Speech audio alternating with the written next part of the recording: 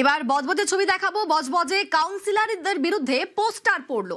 পুরসভা অফিসের যে গেট, সেই গেটে পোস্টার স্থানীয়দের। কাউন্সিলরদের ছবি দিয়ে দুর্নীতির অভিযোগে পোস্টার। আমাদের সঙ্গে সমীর মণ্ডল রয়েছেন প্রতিনিধি। সমীর, কি অভিযোগ করা হচ্ছে পোস্টার দিয়ে? দেখো অনির্দিতা, বজবজ পৌরসভার গেটের সামনে কাউন্সিলরদের নামে পোস্টার লাগিয়ে চললো বিক্ষোভ। স্থানীয়দের বাসিন্দা যে অভিযোগ, বিক্ষোভ দেখায় যে কাউন্সিলরদের বিরুদ্ধে প্রত্যেকটি কাউন্সিলর এর ছবি লাগিয়ে তার পাশে তার দুর্নীতি লিখে লাগানো হয়েছে। লাগিয়ে ওখানে বিক্ষোভ দেখায় পোস্টার লাগিয়ে, এবং বিক্ষোভের পাশাপাশি এদের বক্তব্য যে ওখানকার পৌরসভার চেয়ারম্যান আছে গৌতম দাশগুপ্ত, তারও আছে এবং তার ভাইয়েরও আছে, এবং ওখানকার যারা আছে সানি বলে একজন, তারও পোস্টার আছে। এবং সবার প্রত্যেকটি 20টা ওয়ার্ডের মধ্যে 20 জনেরই 19 জনের নামে পোস্টার পড়েছে। পোস্টার ফেলে এবং বিক্ষোভ দেখিয়েছে যে এদেরকে পুলিশ অ্যারেস্ট করুক।